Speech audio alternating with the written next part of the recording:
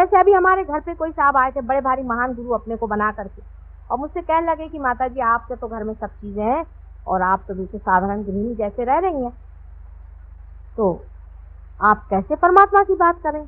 मैंने तो ये त्यागा, मैंने तो वो त्यागा, मैंने तो ये छोड़ा। मैंने उनसे कहा कि वाकई अगर तुम त्यागना जानते हो तो तुम ये भी जान लो कि इसमें से जो भी चीज तुम सोचो कि मेरे प्रभु के चरणों के धूल के बराबर भी, उसके कणों के भी बराबर है, तुम उठा के लो, लेकिन तौलना बराबर। इधर उधर देखा उन्होंने, ये वो देखा, इसके बाद सच पका गए।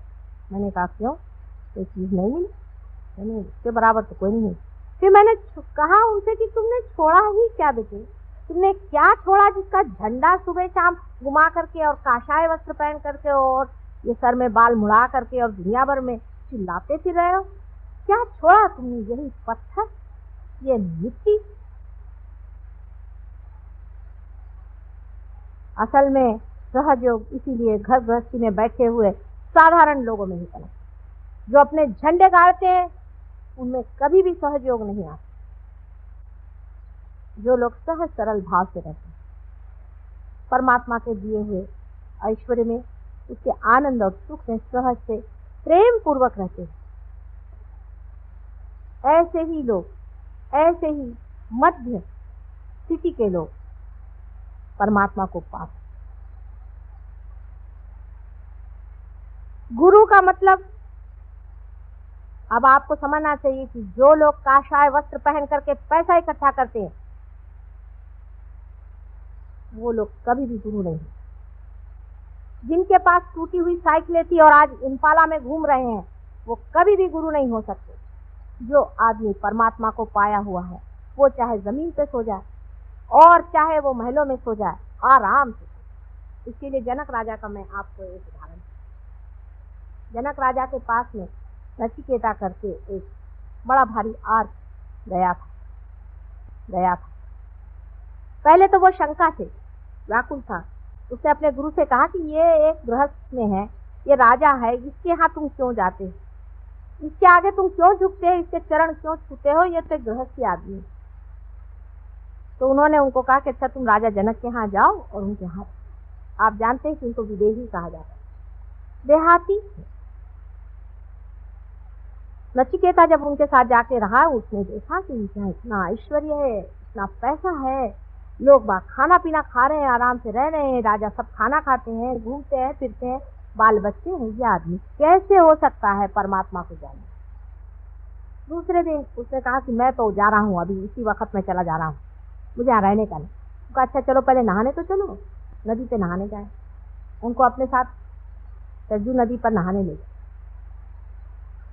नदी में नहाते वक्त एकदम से किसी ने आके बताया कि हे राजा तेरे तो घर में आग लगी, रजवाड़े में सारी आग लगी हुई। राजा जनक ने कहा कि लगने दो, अभी तो मैं ध्यान में हूँ। हंस के कहा, जरा घबराए। उसके बाद लोगों ने कहा कि सब तुम्हारे घर वाले भाग गए, आग तुम्हारी तरफ आ रही। तो उन्होंने कहा जाने दो, अभी तो मैं ध्यान में। उसके बाद उन्होंने कहा कि अरे भाई आग यहाँ तक आ गई, तुम्हारे जो बाहर आभूषण और वस्त्र पड़े हैं ये भी चले जाएंगे, वहां जो रक्षक थे वो भी भाग गए। तो ये नचिकेत जो अंदर नहा रहे थे, उनके एक दो जो कपड़े बाहर पड़े हुए, वो उन्होंने सोचा अगर ये जल जाए तो मेरा क्या हाल होगा, तो भागे बाहर। उन्होंने अपने कपड़े पकड़े, तो भी ये ध्यान नहीं मत।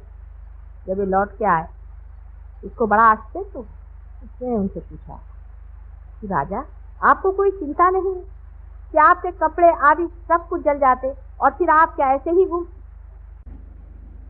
तब उन्होंने कहा जो मिथ्या है वो मिटने ही वाला, तो कोई बचाने की जरूरत नहीं, जब तक है रहने दीजिए और नहीं है तो जाने। यही बात है। जो गुरु मिथ्या को मिथ्या नहीं समझते हैं उनके पास आप क्या ढूंढने जा रहे हैं?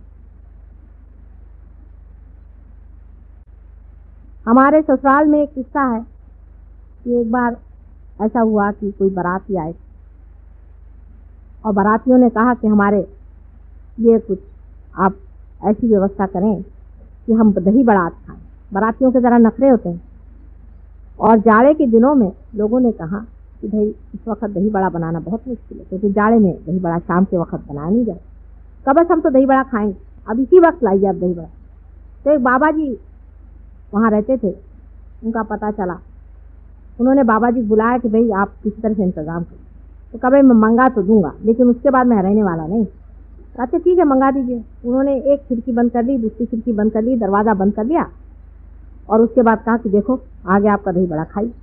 वहाँ सब दही बड़े आ गए, लोगों ने दही बड़ा खाना शुरू कर दिया, बड़े खुश हुए। बाबा जी भाग, रातों रात बाबा जी जान बचाकर भाग। लोगों को समझ नहीं आया कि बाबा जी क्यों भागे।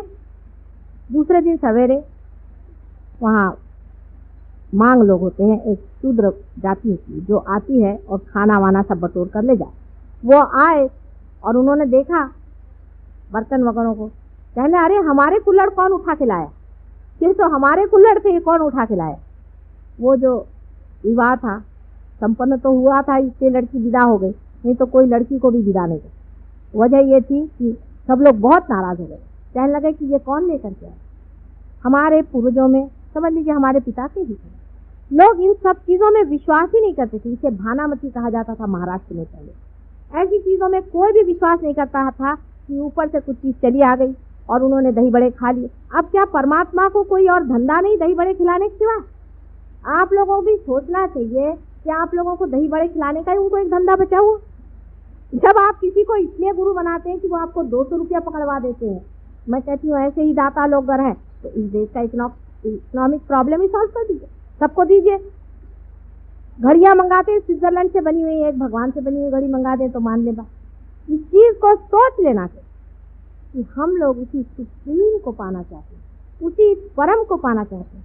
पर आपकी भी तो खोज इन्हीं जड़ वस्तुओं में, इन्हीं पत्थरों में है, इसीलिए आप इन लोगों को गुरु मानते। रुपया भी जाता है, पैसा भी जाता है, जब आपका सब पैसा निकल जाता है तब आप मेरे पास आते हैं।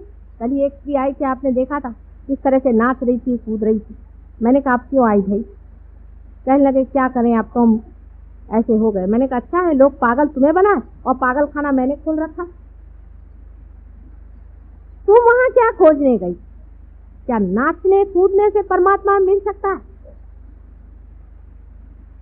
हमारे मानव के जितने भी कायदे कानून बने हैं उसमें उन लोगों को इसका अंदाज ही नहीं है कि मनुष्य कितना घृणित हो सकता है। जिन्होंने भी बनाए बहुत शालीन और अच्छे शुभ लोग थे, उन्होंने उस घृणता को और उस दुष्टता को पहचाना ही नहीं कि मनुष्य अंदर से कितने गंदे कामों में फंसा हुआ। अगर वो लोग जान जाए तो नए कायदे बनाने पड़ेंगे इन लोगों को सबको पकड़ने के लिए। ईसा मसीह को तो इन्होंने उठाकर सूली पे चढ़ा दिया, तो आसान था, लेकिन इन लोगों को तो कोई पकड़ ही नहीं पाता, जो रात दिन आपसे रुपया खसोट करके और आप लोगों का सर्वनाश करने पर लगे हैं, और कल आपके बच्चों को पागल खाने में भेजने के लिए तैयार बैठे हुए। कभी आप लोग इधर भी आंख उठा करिए और सोचिए कि ये क्या है। परमात्मा के नाम पर जड़ वस्तुओं को बांटना कहाँ की भलमानसियत। आप भी क्या कभी सोचते नहीं? कलयुग में तो मैं सोचती हूँ कि मनुष्य के पास इतनी प्रगल्भ बुद्धि है, इतनी उसके अंदर सूझबूझ है, क्या वो सारी अपनी बुद्धि को बेच खाता है कि वो समझता नहीं कि ये एक तरह का मेस्मरिज्म है और एंटाइटमेंट है, जिसकी वजह से हम ऐसे पागल जैसे उसके पीछे भाग रहे हैं और अपने अंदर झूठे बिल्कुल मिथ्या ही विश्वास अंदर में करके कि हम बड़े शांति में बैठे हुए हैं, अपने से भी भुलावा कर रहे हैं और दूसरों से भी भुलावा कर रहे हैं। जब आप रियलाइजेशन हो जाता है तो बहुत दूर जाने की ज़रूरत नहीं, बहुत पढ़ने की ज़रूरत नहीं, आप समझ सकते हैं कि आप रियलाइज इसमें आपने एक जरा अंदर से शांत है। मैं देखती हूँ कि इतने लोगों के गुरु हैं और 30-30, 40-40 साल में हार्ट अटैक आकर के लोग मर जाए। असंभव की बात है। अगर आप में रियलाइजेशन का जरा सा भी तत्व एक बार जाग उठा है तो हार्ट अटैक तो क्या कोई एक्सीडेंट भी होना मुश्किल है।